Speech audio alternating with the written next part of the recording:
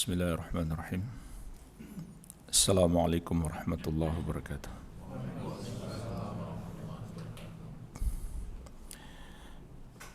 Alhamdulillahi ala ihsanih wa syukru lahu ala taufiqihi wa amtinanih wa ashhadu an la ilaha illallah wahdahu la syarika lah ta'ziman li sya'nih wa ashhadu anna Muhammadan abduhu wa rasuluh ad-da'i ila ridwanih sallallahu alaihi wa ala alihi wa ashabihi wa ikhwanih.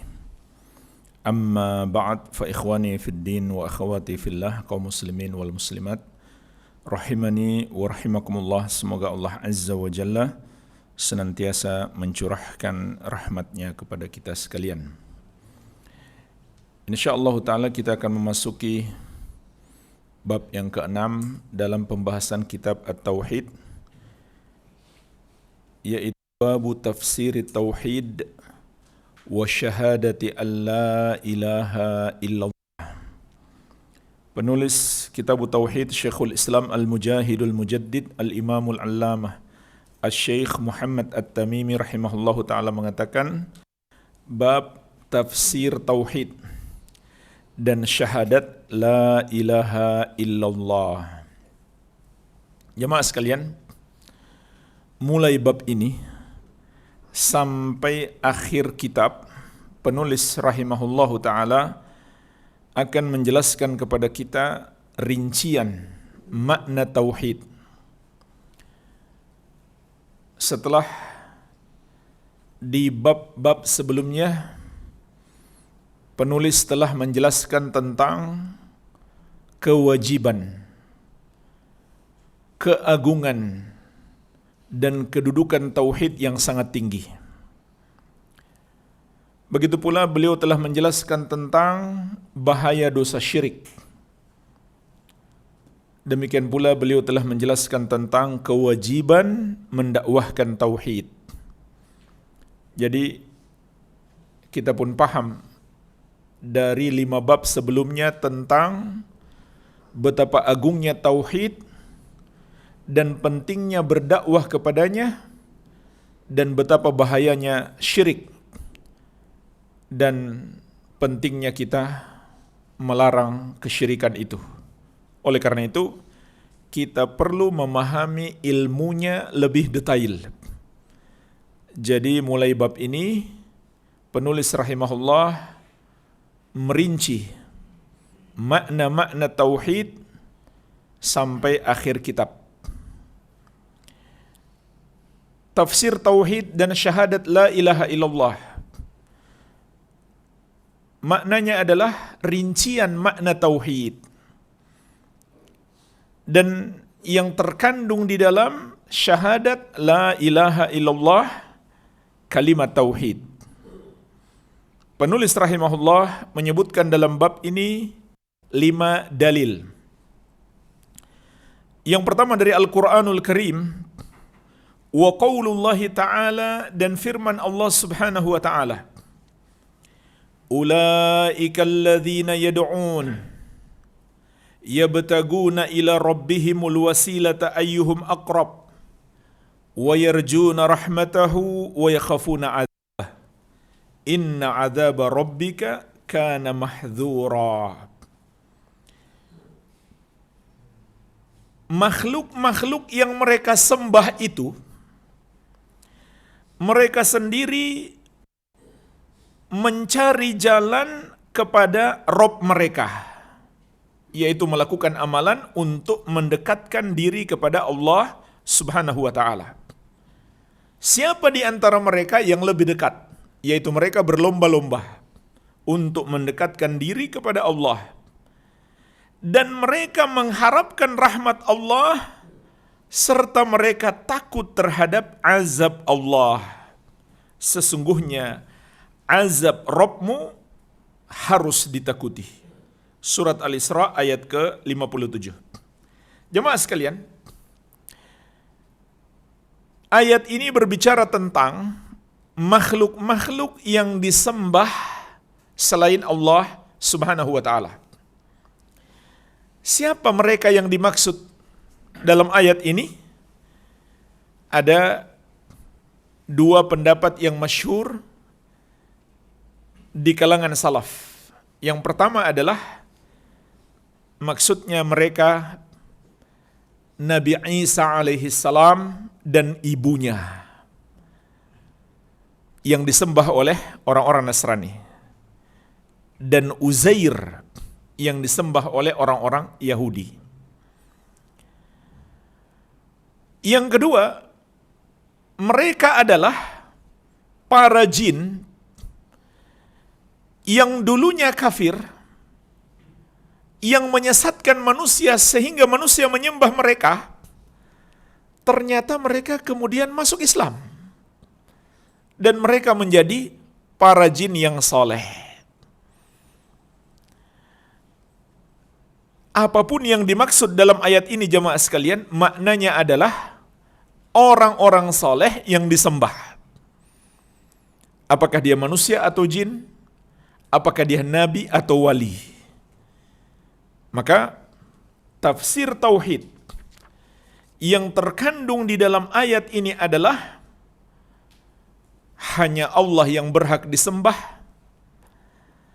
Tidak ada satupun manusia atau makhluk yang berhak disembah, walaupun makhluk itu orang soleh, nabi yang sangat dekat kedudukan dengan Allah, wali yang sangat dicintai oleh Allah subhanahu wa ta'ala. Mereka semuanya tidak layak untuk disembah.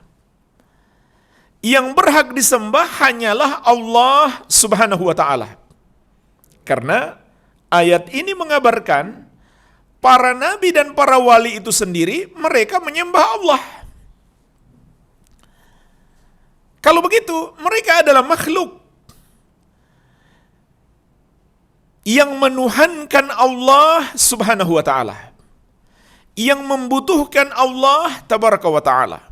Bahkan disebutkan dalam ayat ini, mereka mengharap rahmat Allah dan takut azab Allah. Oleh karena itu juga termasuk tafsir tauhid dalam ayat ini adalah tidak ada yang pantas kita harapkan dan kita takuti selain Allah subhanahu wa ta'ala. Dan tidak ada yang maha mampu memberikan pertolongan kepada kita, begitu pula menimpakan hukuman, mudarat dan azab selain Allah azza wa jalla. Kalau begitu, hanya dia yang pantas untuk disembah. Jadi jemaah sekalian, minimalnya ada dua tafsir tauhid dalam ayat ini. Yang pertama, orang-orang saleh, walaupun kedudukan mereka sangat dekat dengan Allah, mereka tidak layak untuk disembah. Yang berhak disembah hanya Allah subhanahu wa ta'ala. Buktinya apa? Orang-orang saleh itu sendiri pun menyembah Allah. Yang kedua, hanya Allah subhanahu wa ta'ala yang maha mampu memberikan manfaat atau menimpakan mudarat kepada kita. Oleh karena itu, orang-orang saleh dahulu, para nabi dan rasul, mereka berharap kepada Allah dan takut azab Allah. Kalau begitu, hanya Allah yang berhak disembah. Maka jemaah sekalian, ayat ini juga menjelaskan kepada kita batilnya peribadahan kepada segala sesuatu selain Allah, walaupun yang disembah itu adalah orang-orang saleh, orang-orang baik, orang-orang yang kedudukannya sangat dekat dengan Allah subhanahu wa ta'ala. Maka itu adalah hal yang batil, dicela oleh Allah subhanahu wa ta'ala di dalam ayat ini. Allah menjelaskan kepada kita, para nabi dan rasul dan orang-orang saleh, mereka menyembah Allah, agar kita pun menyembah hanya kepada Allah yang satu saja. Faidah lain yang terkandung di dalam ayat ini juga, ada 3 rukun ibadah hati. Setiap kita beribadah kepada Allah, hendaklah kita sertakan 3 rukun ibadah hati ini. Yang pertama, cinta kepada Allah. Itu dipetik dari yabtaguna ila rabbihim wasilata ayyuhum aqrab. Mereka berusaha mencari jalan, yaitu melakukan amal saleh untuk mendekatkan diri mereka kepada Allah. Siapa di antara mereka yang lebih dekat? Maka ini menunjukkan cinta mereka kepada Allah. Maka mereka pun ingin mendekat kepada Allah. Yang kedua, mengharap rahmat Allah. Dan ayatnya jelas. Yarjuna rahmatahu. Mereka mengharap rahmat Allah. Yang ketiga, takut azab Allah. Ayatnya juga jelas. Wa yakhafuna azabah. Mereka takut azab Allah. Jadi ini salah satu dari banyaknya ayat yang menjelaskan kepada kita tentang 3 rukun ibadah hati. Cinta, harap, dan takut.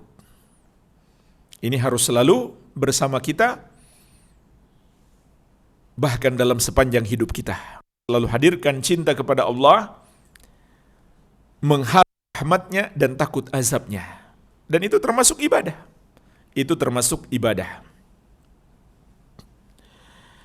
Dan ayat ini juga konteksnya adalah pujian kepada Allah. Mengandung pujian kepada mereka. Karena beribadah kepada Allah atas dasar cinta, atas dasar harap, dan atas dasar takut. Makanya termasuk kebodohan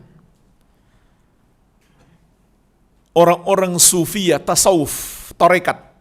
Mereka mengatakan kalau ibadah masih mengharap surga, masih takut neraka, itu ibadah yang rendah. Kenapa? Masih mengharap balasan. Ini kebodohan mereka. Padahal Allah memuji para nabi dan rasul ketika mereka beribadah, mereka mengharap rahmat Allah dan takut azabnya. Rahmat Allah diantaranya adalah surga. Azab Allah diantaranya adalah neraka. Mereka beribadah kepada Allah dengan mengharap surga dan takut neraka. Ini Allah puji mereka. Kok tiba-tiba ada orang yang bukan siapa-siapa, mereka mengatakan itu ibadah yang rendah. Bahkan mereka mengatakan juga itu enggak ikhlas namanya.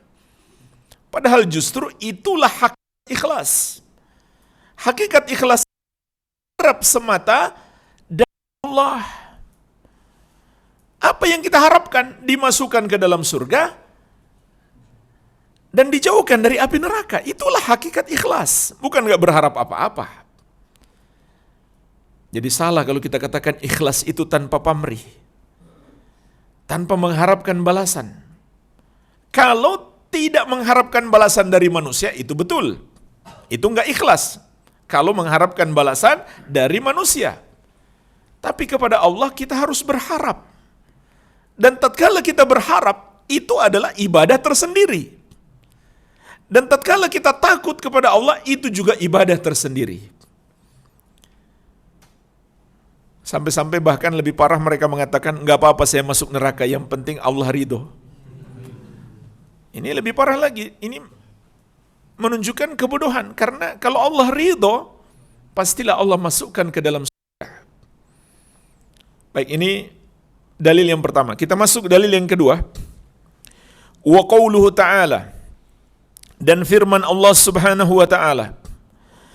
Wa idh qala Ibrahimu li abihi wa qaumihi.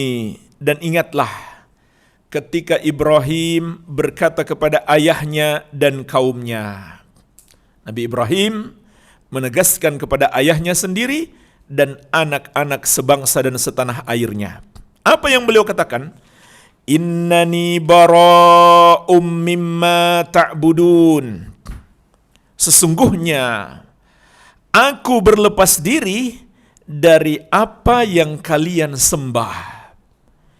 Illalladzi fatarani, kecuali zat yang menciptakan aku, yaitu Allah Subhanahu wa ta'ala, fa innahu sayahdin, karena sesungguhnya dia akan memberikan hidayah kepadaku. Surat Az-Zukhruf ayat ke-26, 27. Di dalam ayat yang mulia ini Allah Azza wa Jalla mengabarkan kepada kita tentang tauhid para nabi dan rasul alaihi wassalatu wassalam. Allah angkat Nabi Ibrahim alaihissalam karena beliau adalah baik-baiknya dan bagi Nabi Muhammad sallallahu alaihi wasallam. Sebab nabi yang terbaik, yang paling mulia, yang paling dicintai oleh Allah setelah Muhammad sallallahu alaihi wasallam adalah Nabi Ibrahim. Ditambah lagi Nabi Ibrahim alaihissalam merupakan Abul Anbiya, bapaknya para nabi. Seluruh para nabi dan rasul yang diutus setelah beliau adalah anak keturunan beliau. Makanya orang-orang Yahudi dan Nasrani pun sampai hari ini masih memuliakan Nabi Ibrahim alaihissalam. Hanya mereka sebut Abraham, tapi hakikatnya sama. Maka ayat ini juga ditujukan kepada mereka yang mengaku pengikut Ibrahim. Sebab orang-orang Yahudi dan Nasrani juga mengklaim mereka adalah pengikut Ibrahim. Maka maksud ayat ini diturunkan juga untuk mengingatkan mereka. Kalau kalian benar-benar pengikut Ibrahim, perhatikanlah ayat yang mulia ini. Allah Subhanahu wa ta'ala menjelaskan kepada kita tafsir tauhid dalam ayat ini, bahwa tauhid itu harus dibangun di atas dua rukun. Tauhid itu harus mengandung dua bagian.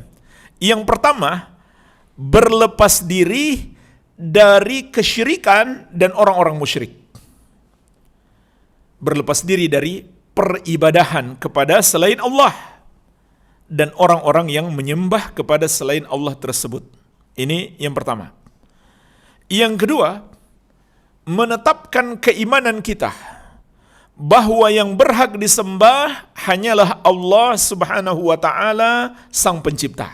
Inilah jemaah sekalian, dua rukun tauhid. Tafsir tauhid dalam ayat ini adalah penjelasan bahwa tauhid itu harus mengandung dua rukun. Kalau tidak, maka itu belum menjadi tauhid. Orang yang tidak merealisasikan dua rukun ini, dia belumlah mentauhidkan Allah. Berarti dia bukan orang yang beriman.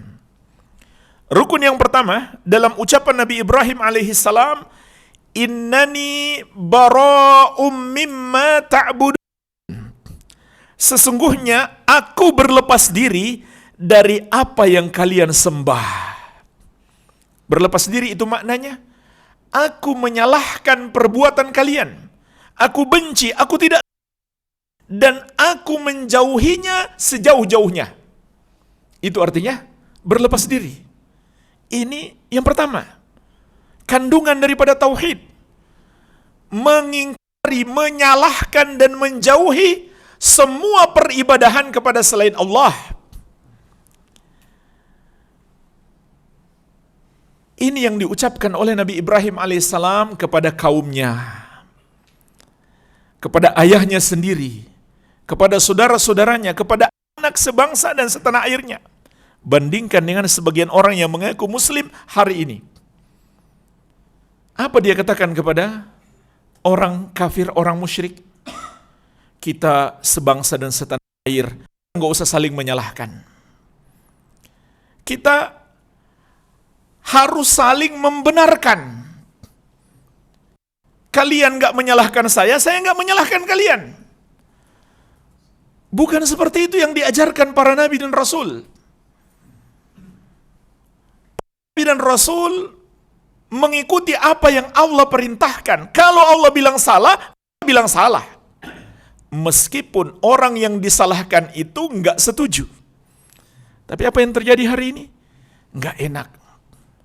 Dia teman kerja saya, apalagi dia pimpinan saya di kantor, atau dia tetangga saya, dia sahabat lama, walaupun dia orang yang tidak beriman kepada Allah. Saya nggak enak kepada dia kalau mengatakan apa yang kalian sembah itu salah. Maka dia pun membenarkan peribadahan mereka kepada selain Allah. Bahkan dia buktikan lagi. ketika mereka merayakan hari peribadahan mereka kepada selain Allah, dia ucapkan selamat. Bukan hanya diyakini dalam hatinya, tapi dia buktikan lagi. Na'udzubillah. Ini termasuk pembatal keislaman berdasarkan kesepakatan ulama. Tidak ada perbedaan pendapat. Ulama Islam seluruhnya sepakat. Barang siapa yang membenarkan peribadahan kepada selain Allah, menyetujui penuhanan kepada selain Allah, maka Islamnya batal. Dia bukan lagi seorang muslim. Ini sepakat seluruh ulama, tidak ada perbedaan pendapat. Sebabnya apa? Karena dia nggak punya pokok keimanan. Dia nggak punya tauhid lagi. Tauhid kan pokok keimanan. Kalau pokok ini hancur, apa yang tersisa? Sepakat ulama, tidak ada perbedaan pendapat. Tapi hari ini kebalik jemaah sekalian. Muncul orang-orang yang vokal. Tatkala kita menjelaskan ini ajaran Islam, menyalahkan apa yang Allah salahkan, mengkafirkan apa yang Allah kafirkan. Makanya jemaah sekalian, jangan terlalu termakan opini. Dan jangan salah paham. Betul, dalam Islam dilarang sembarang mengkafirkan. Tapi ada juga dalam Islam perintah mengkafirkan. Yaitu mengkafirkan yang dikafirkan oleh Allah dan Rasulnya. Kalau Allah dan Rasulnya mengkafirkan dan kita tidak mengkafirkan, maka Islam kita batal. Tidak mengkafirkan orang kafir, tidak menyalahkan perbuatan mereka menyembah kepada selain Allah, itu membatalkan keislaman. Kenapa? Karena orang yang melakukannya berarti telah mendustakan tauhid, tidak lagi memiliki tauhid.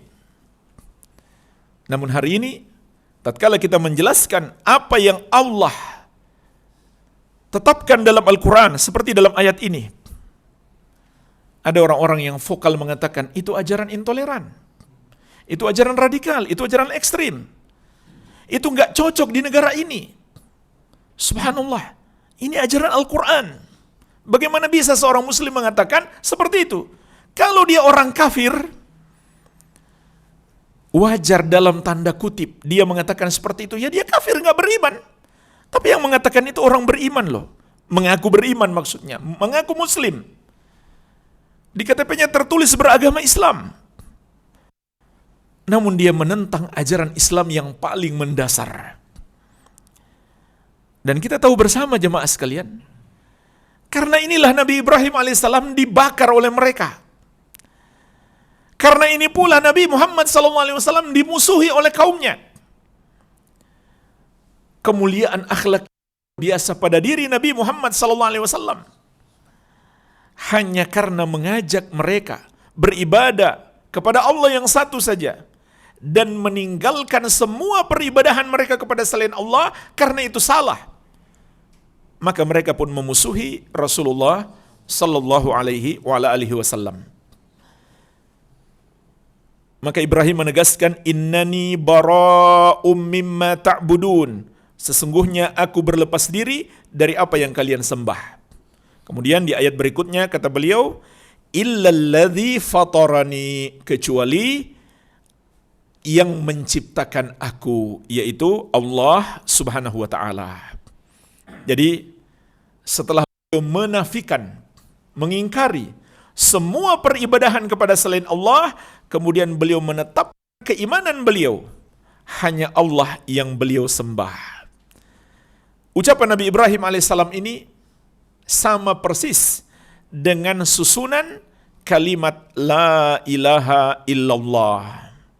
Kalimat la ilaha illallah sebagaimana sudah kita maklumi terdiri dari dua rukun. Rukun yang pertama yang terkandung dalam la ilaha, yaitu penafikan. Maknanya adalah pengingkaran terhadap semua yang disembah selain Allah. Bukan pembenaran, tapi pengingkaran. Lawan daripada pembenaran. Kemudian rukun yang kedua, al-itsbat, yang terdapat dalam illallah, yaitu penetapan keimanan kita. Hanya Allah Subhanahu wa ta'ala yang berhak disembah. Tafsir tauhid yang kedua yang terkandung dalam ayat ini adalah Sang Pencipta hanya Dialah yang berhak diibadahi. Ini yang diajarkan oleh Nabi Ibrahim alaihissalam kepada kita. Beliau tidak mengatakan langsung illallah, tapi illalladzi fatarani, kecuali zat yang menciptakan aku, untuk mengingatkan kita. Sang Pencipta, Dialah yang berhak disembah.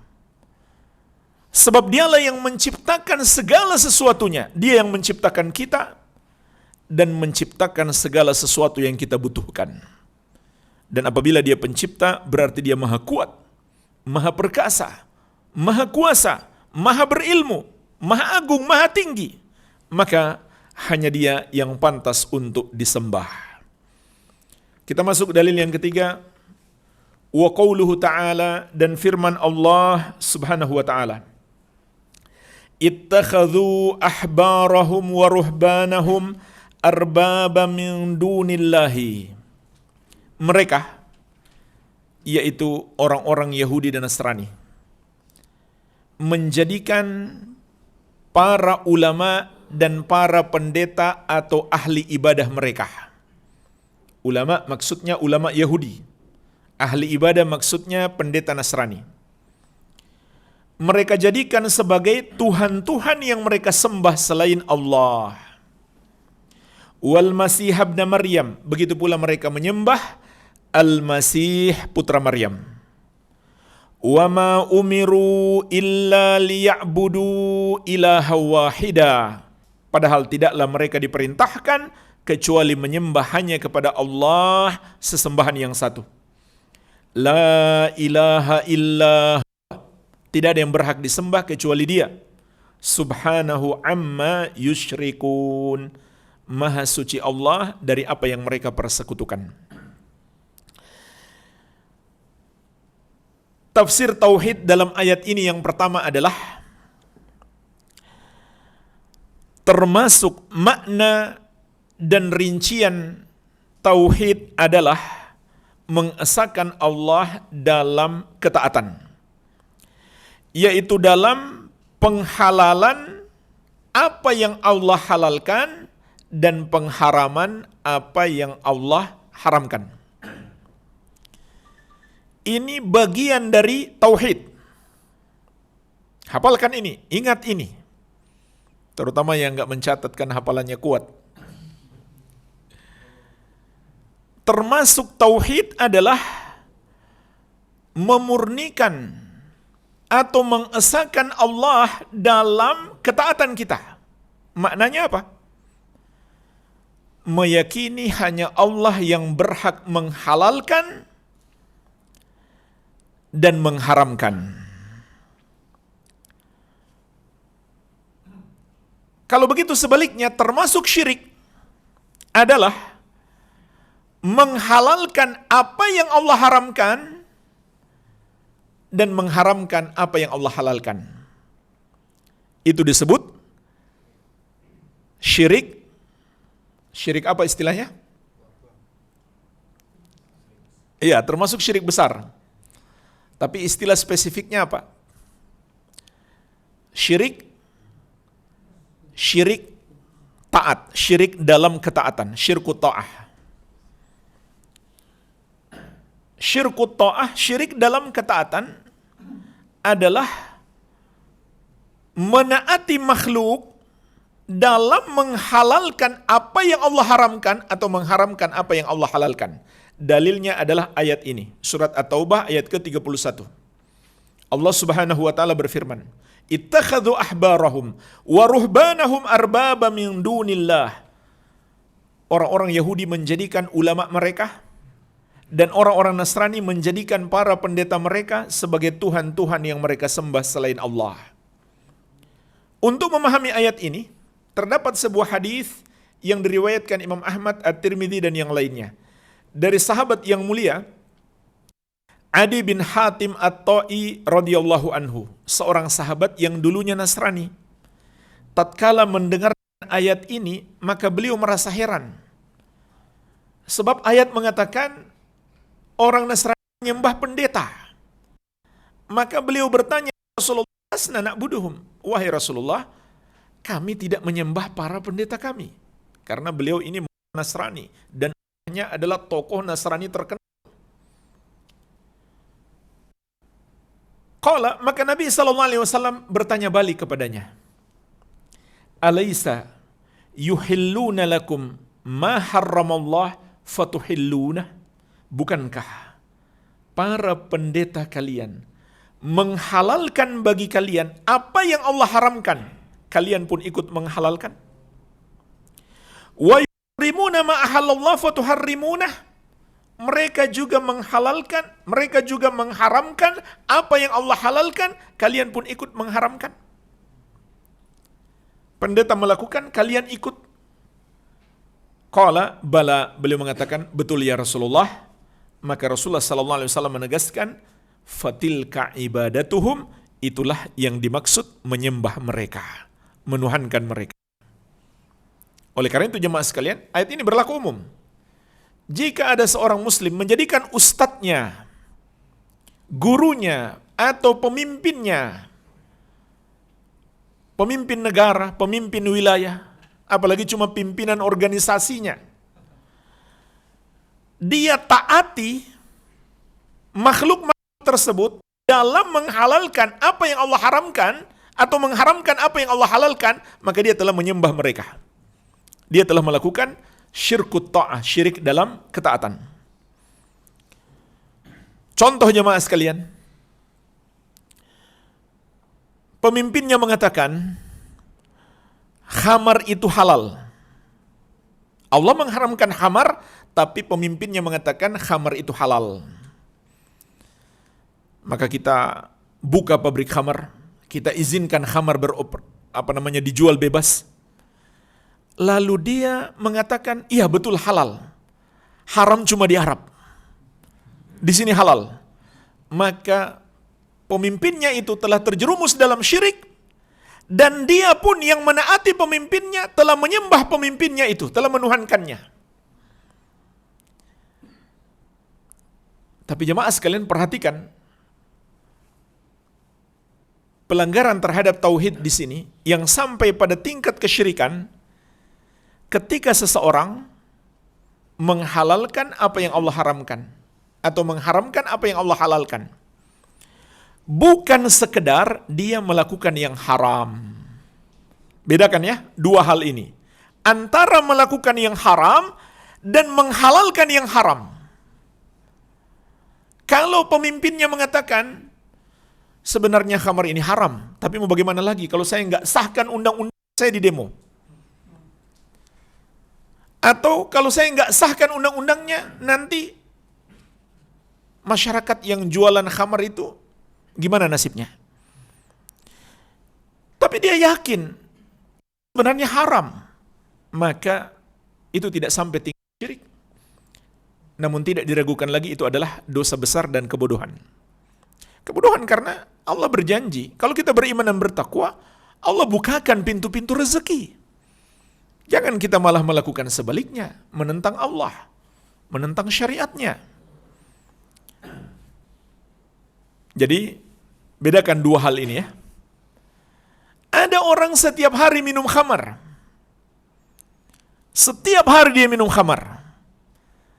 Tapi dia masih yakin khamar ini haram. Kita nggak bisa mengatakan dia musyrik atau kafir. Walaupun dia nggak pernah minum khamar, namun dia mengatakan khamar zaman sekarang halal. Cuma dulu di masa Nabi SAW haram, sekarang halal. Maka dia kafir, murtad, keluar dari Islam. Walaupun dia tidak minum khamar. Beda ya, antara menghalalkan yang haram dan melakukan yang haram. Melakukan yang haram itu ya tergantung dosanya. Kalau dosanya tidak sampai tingkat kesyirikan dan kekufuran, maka tidak dihukumi musyrik atau kafir. Adapun yang mengkafirkan pelaku dosa besar, ini kelompok sesat. Jadi khawarij kita, na'udzubillah. Tapi tidak mengkafirkan orang kafir jadi murtad. Ya dua-duanya nggak boleh. Mengkafirkan seorang muslim adalah dosa besar. Tidak mengkafirkan orang kafir adalah dosa yang lebih besar, yaitu kemurtadan. Sebagaimana yang kita jelaskan tadi. Baik, ini tafsir tauhid yang pertama dalam ayat ini. Tafsir tauhid yang kedua, hanya Allah yang berhak disembah, tidak ada satu makhluk pun yang berhak disembah walaupun dia orang saleh. Ini sama dengan ayat yang pertama tadi. Karena Allah menegaskan dalam ayat ini, wal masih Maryam, mereka juga menyembah Nabi Isa alaihi salam, Al-Masih putra Maryam. Wa ma umiru illa liya'budullaha illa liya'budu ilaha wahida. Padahal tidaklah mereka diperintahkan kecuali menyembah hanya kepada Allah, sesembahan yang satu. Tafsir tauhid yang ketiga yang terkandung dalam ayat ini adalah bahwa dosa syirik itu adalah pelecehan kepada Allah, penghinaan kepada Allah. Orang yang berbuat dosa syirik adalah orang yang menghina Allah. Sebaliknya orang yang mentauhidkan Allah adalah yang benar-benar mengagungkan Allah, mensucikannya. Makanya Allah menegaskan, wa ma qadarullaha haqqa qadri. Orang-orang musyrik itu tidak mengagungkan Allah dengan sebenar-benar pengagungan. Maka tafsir tauhid yang terkandung di sini adalah pengagungan terbesar kepada Allah adalah mentauhidkannya, dan pelecehan terbesar kepada Allah adalah berbuat dosa syirik. Makanya di ayat Allah mengatakan, la ilaha illahu, tidak ada yang berhak disembah kecuali Dia. Kemudian perhatikan apa kata Allah, subhanahu amma yusyrikun. Maha suci Allah dari apa yang mereka persekutukan. Allah sucikan dirinya, Allah bersihkan dirinya dari apa? Dari apa yang mereka persekutukan. Berarti perbuatan mereka mempersekutukan Allah itu adalah pengotoran terhadap hak Allah. Dan jamaah sekalian, ini juga penjelasan logis. Mengapa kita umat Islam diperintahkan oleh syariat membenci kesyirikan dan membenci orang-orang musyrik? Ini logis sekali. Karena perbuatan syirik mereka adalah penghinaan kepada Allah. Bagaimana tidak jemaah sekalian? Ibadah itu kan hanya milik Allah. Tapi mereka berikan kepada selain Allah. Berarti selain Allah itu mereka sejajarkan dengan Allah. Padahal hanya Allah yang maha tinggi, maha besar, maha agung, maha mulia, maha kuasa, maha kuat, maha perkasa, maha suci. Sedangkan semua selain Dia, siapapun yang mereka sembah selain Dia, apapun selain Dia adalah rendah, hina, butuh kepadanya, lemah, mungkin juga kotor, bernajis. Tapi mereka samakan dengan Allah. Bukankah itu penghinaan yang jelas? Itulah sebabnya kita mengatakan, subhanallah, maha suci Allah. Maha suci Allah dari apa? Dari perbuatan syirik mereka. Jadi aneh kalau seorang muslim memuliakan kesyirikan, mengangkat derajat orang musyrik.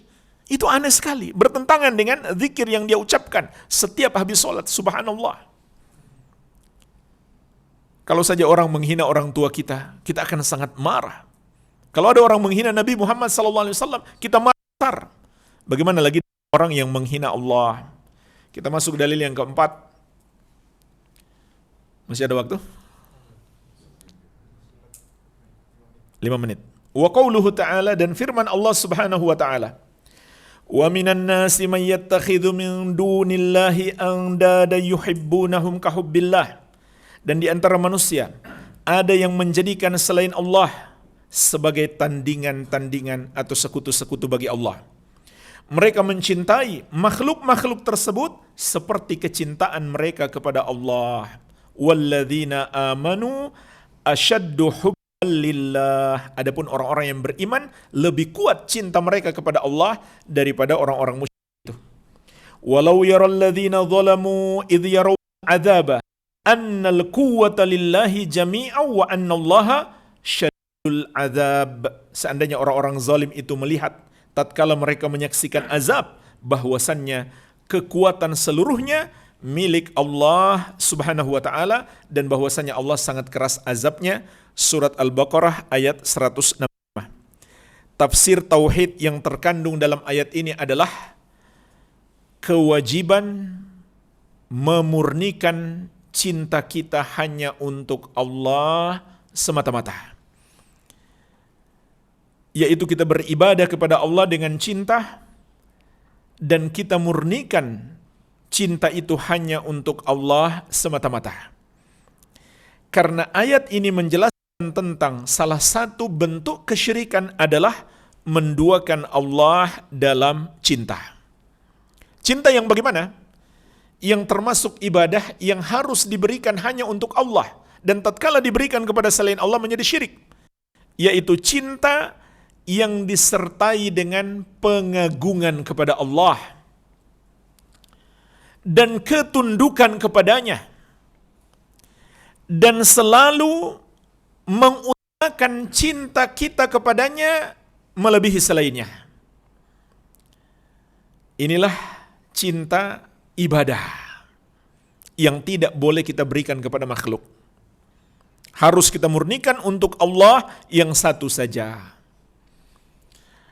Adapun cinta yang bersifat tabiat, maka itu hukumnya mubah. Kita mencintai keluarga kita, mencintai istri dan anak kita, mencintai harta, itu semuanya mubah. Tapi yang mubah itu bisa menjadi haram. Kapan menjadi haram? Kalau menjerumuskan kepada yang haram atau memalingkan dari kewajiban. Misalkan ada seorang istri saking cintanya kepada suami, suaminya menyuruh dia lepas jilbab, dia lepas jilbab. Maka ini menjadi cinta yang haram. Seorang suami saking cintanya kepada istri, istrinya menuntut harta yang berlebihan, dia pun menempuh cara yang haram. Maka ini menjadi cinta yang haram. Seorang anak saking cinta kepada ayah dan ibunya, ayah dan ibunya menyuruh dia berbuat dosa, dia melakukannya karena dia cinta kepada ayah dan ibunya, maka itu menjadi cinta yang haram. Jadi cinta itu ada rincian. Ada cinta yang bernilai ibadah, ada cinta yang mubah, ada cinta yang haram. Cinta yang bernilai ibadah pun terbagi dua. Yang pertama, ini yang kita bahas. Cinta kepada Allah disertai pengagungan kepadanya, penghinaan diri di hadapannya, rasa takut kepadanya, ketundukan kepadanya, dan selalu kita lebih mendahulukan cinta kita kepadanya daripada selainnya. Ini yang tidak boleh dibagi kepada makhluk, karena Allah mengatakan itu salah satu bentuk kesyirikan orang-orang musyrik jahiliyah dahulu. Yuhibbunahum kahubbillah. Kata Allah, mereka mencintai sekutu-sekutu itu seperti kecintaan mereka kepada Allah. Yaitu dari segi kadarnya dan pengagungannya sama. Kemudian yang kedua, cinta ibadah itu adalah mencintai orang lain atau mencintai sesuatu karena Allah. Maksudnya bagaimana? Kita cintai apa yang Allah cintai. Apa yang Allah cintai? Amal-amal soleh, ajaran-ajaran agamanya, dan orang-orang yang mengamalkannya. Maka, kalau kita bangun cinta kita kepada saudara kita, atas dasar dia adalah seorang muslim, saat itu cinta kita menjadi ibadah. Tapi kalau kita mencintai dia, kenapa? Dia satu suku sama saya. Dia sebangsa dengan saya. Itu hukumnya mubah saja, bukan ibadah. Enggak berdosa juga. Kecuali menjadi fanatisme kesukuan. Contohnya gimana fanatisme kesukuan itu, jemaah sekalian? Memerangi bangsa lain karena diperangi oleh bangsanya. Enggak jelas apa alasannya. Ini enggak boleh dalam Islam. Itu fanatisme kesukuan. Persis seperti orang yang tawuran-tawuran kan. Lihat temannya tawuran, dia ikut tawuran. Dia nggak tahu apa sebabnya. Dia nggak tahu siapa yang salah. Ini sama saja walaupun dilakukan sebuah negara, sebuah bangsa yang besar. Kita ikut-ikutan, ikut perang. Negara kita memerangi negara seberang. Dia nggak tahu apa sebabnya. Dia nggak tahu siapa yang salah sebenarnya menurut ajaran Islam. Itu terlarang dalam syariat. Tapi kalau kita sekedar mencintai seseorang, dia sebangsa setanah air, dia sesuku, maka itu hukumnya mubah pada dasarnya. Kecuali mengandung yang haram, maka menjadi haram. Tapi bukan ibadah. Ibadah itu kalau kita cintai dia karena dia muslim, dari manapun dia berasal.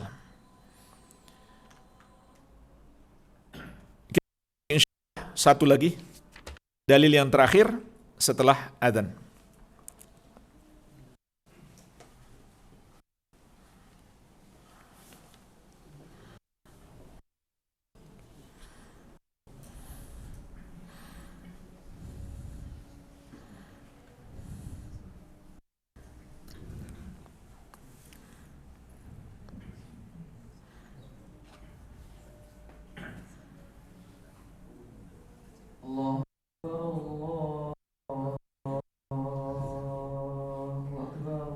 Allah Akbar.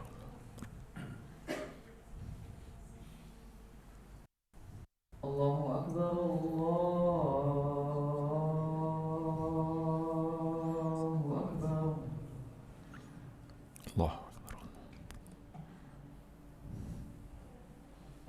An la ilaha illallah. Asyhadu an la ilaha أشهد أن لا إله إلا الله. asyhadu an la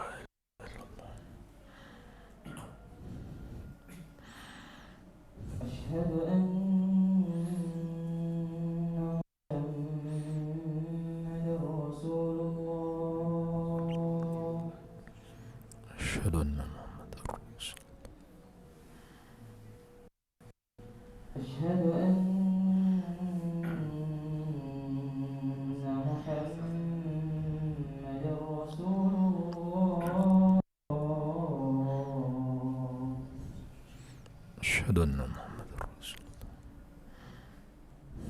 حي على الصلاة.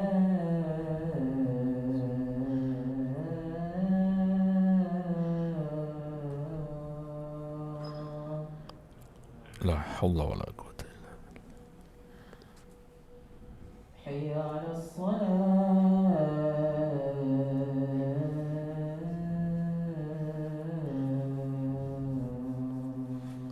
La haula wala quwwata illa billah. حي على الفلاح.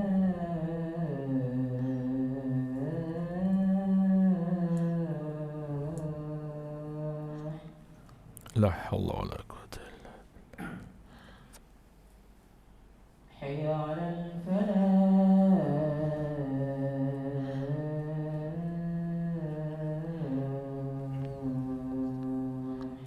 La haula wala quwwata illa billah.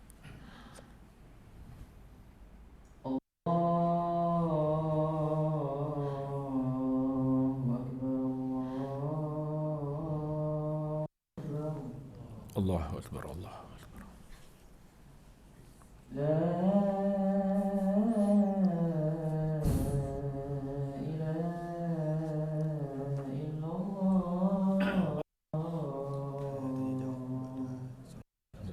Langsung sedikit aja. Ya. Salat.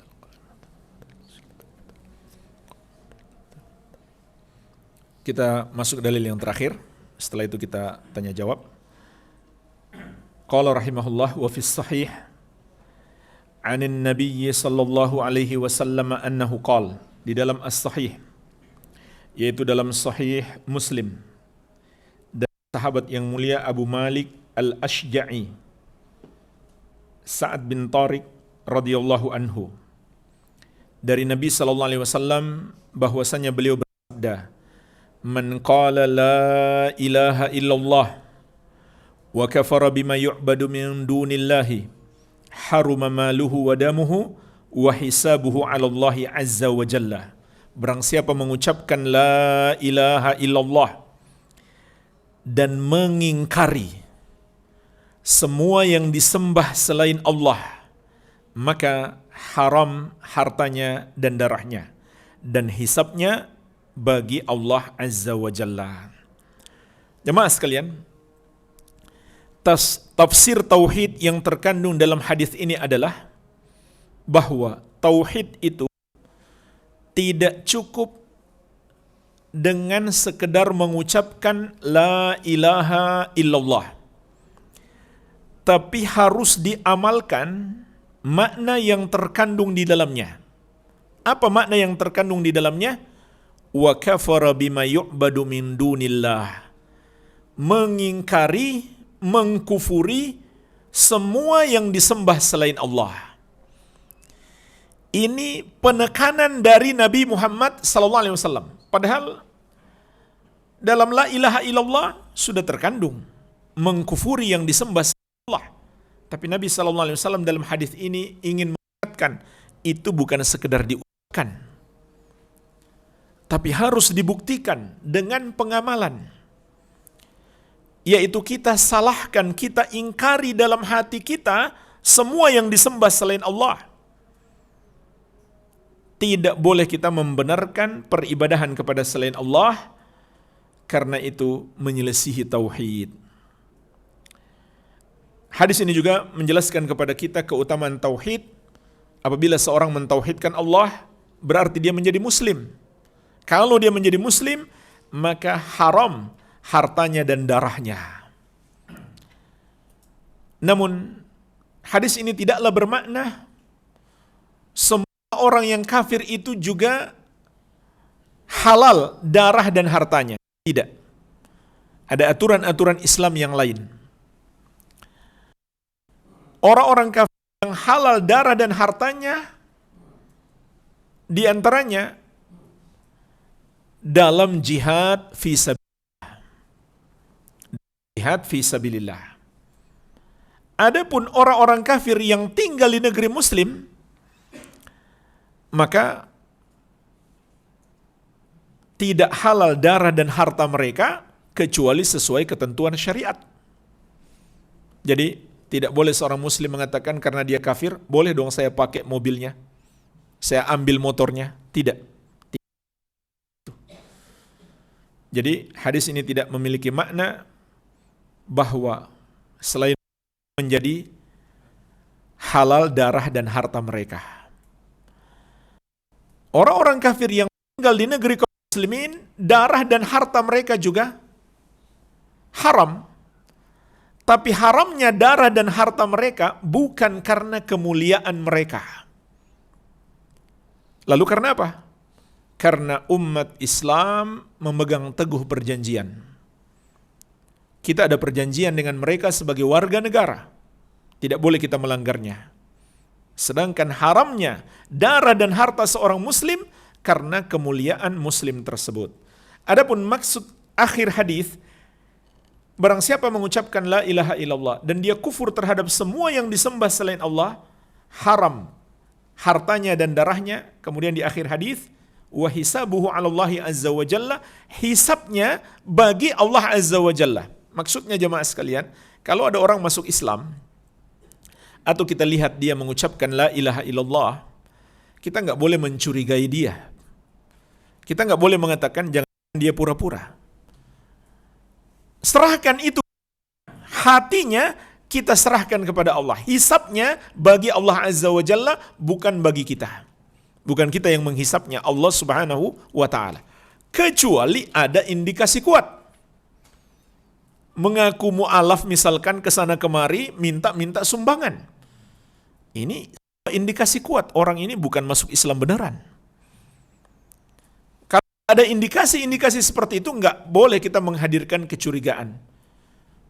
Serahkan saja dia kepada Allah, urusan dia dengan Allah, hatinya betul-betul beriman atau tidak, urusan dia dengan Allah Subhanahu wa Ta'ala. Kemudian penulis menutup bab ini dengan mengatakan, wa syarhu hadhihi tarjamah ma ba'daha min abwab. Penjelasan bab ini terdapat dalam bab-bab setelahnya. Jadi mulai dari bab ini sampai akhir kitab adalah rincian makna tauhid. Semoga Allah memberi manfaat apa yang sudah kita pelajari, dan menolong kita untuk mempelajari sampai selesai kitab ini. Ada pertanyaan, akhi? Tafadhol. Enggak ada. Silakan, Pak.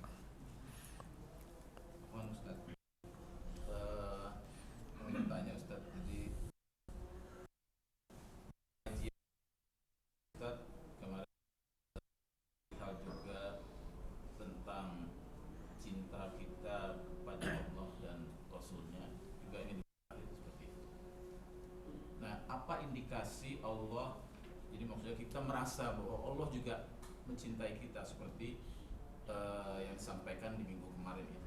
Baik. Kan kadang-kadang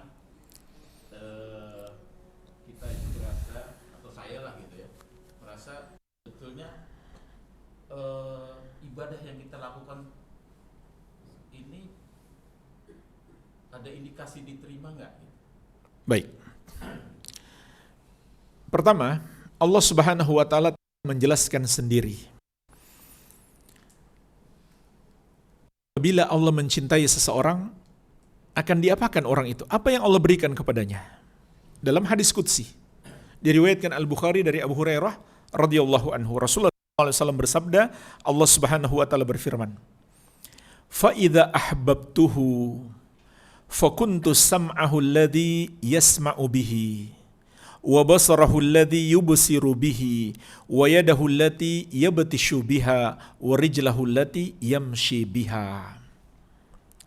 Apabila aku telah mencintai seseorang, maka akulah pendengarannya yang dia gunakan untuk mendengar. Akulah penglihatannya yang dia gunakan untuk melihat. Akulah tangannya yang dia gunakan untuk memegang. Akulah kakinya yang dia gunakan untuk melangkah. Apa maksud hadis ini jemaah sekalian? Maksudnya, Allah akan menjaga pandangannya, pendengarannya, tangannya dan kakinya dari hal-hal yang buruk. Baik keburukan dunia maupun keburukan akhirat. Allah jaga dari kemaksiatan. Sehingga dia tidak mendengar kecuali yang Allah ridhoi. Tidak melihat kecuali yang Allah ridhoi.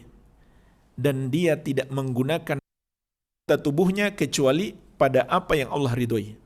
Maka jelaslah, kalau Allah mencintai seseorang, Allah berikan kepadanya hidayah. Itu tanda cinta Allah kepada seorang hamba.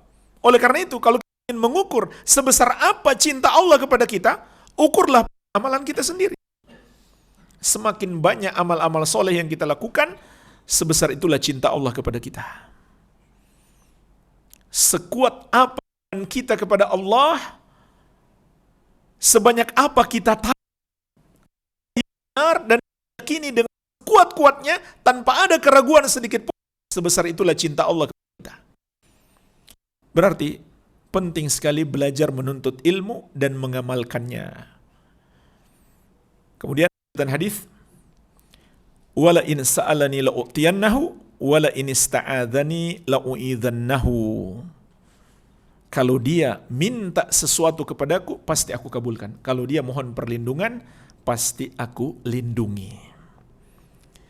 Dan lanjutan hadis ini membantah pemahaman tarekat sufiyah tasawuf. Mereka mengatakan kalau Allah sudah cinta, Allah menyatu dengan hamba. Maka lanjutan hadis membantah mereka. Kan masih ada dua, ada yang meminta dan yang dimintai. Ada yang mohon perlindungan dan yang dimohonkan perlindungan. Berarti nggak menyatu. Dan masuk akal. Hamba yang hina, yang lemah ini menyatu dengan Allah yang maha suci, yang maha mulia.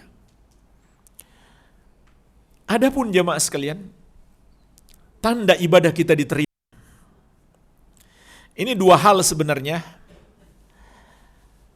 Kita nggak bisa pastikan kecuali dengan penuh prasangka baik kepada Allah dan harap-harap cemas, yaitu cinta Allah kepada kita dan ibadah kita diterima atau tidak. Itu kan harus dengan wahyu baru kita tahu pasti. Seperti yang kita bahas di pertemuan yang lalu, Nabi SAW mengabarkan Ali bin Abi Thalib itu mencintai Allah dan Rasulnya dan dicintai oleh Allah dan Rasulnya. Kalau kita nggak ada yang mengabarkan. Tapi kita nggak boleh prasangka buruk kepada Allah, kita prasangka baik. Namun kepada diri kita, kita prasangka buruk. Pantaskah saya dicintai oleh Allah? Itu selalu yang kita tanyakan kepada diri kita. Begitu pula jemaah sekalian, amal kita diterima atau tidak? Itu ilmu gaib di sisi Allah yang kita nggak mungkin tahu. Tapi kata para ulama, ada indikasinya. Indikasinya apa? Allah berikan kepada kita balasan yang baik. Balasan yang baik itu apa? Hidayah untuk melakukan amal soleh berikutnya. Hal jazaul ihsan illa lisan. Tidaklah balasan kebaikan itu kecuali kebaikan juga. Kalau ada orang melakukan kebaikan, setelah itu dia melakukan keburukan, itu juga indikasi. Apa yang dia lakukan itu tidak Allah terima, karena hakikatnya bukan kebaikan. Jadi, ini hanyalah indikasi, dan itulah rahasianya kata Imam Ibn Rajab, mengapa setelah bulan Ramadan kita langsung disambut dengan puasa 6 hari di bulan Syawal. Supaya berakhir ibadah diganti dengan ibadah yang lain. Begitu seterusnya jemaah sekalian. Ini sebuah indikasi yang kuat. Hamba itu diterima amal ibadahnya. Sehingga Allah memberikan balasan kepada dia, diberikan hidayah untuk melakukan amal ibadah berikutnya. Walhamdulillah, mungkin di kesempatan ini saja yang bisa kita bahas. Semoga bermanfaat. Lebih dan kurangnya saya mohon maaf. Wabillahi taufik. Subhanallahumma wa bihamdihi. Asyhadu an la ilaha illa anta astaghfiruka wa atubu ilaik. Wa sallallahu ala nabiyyina Muhammadin wa alihi wasallam. Wa akhiru da'wana anil hamdulillahi rabbil alamin. Wassalamu alaikum warahmatullahi wabarakatuh.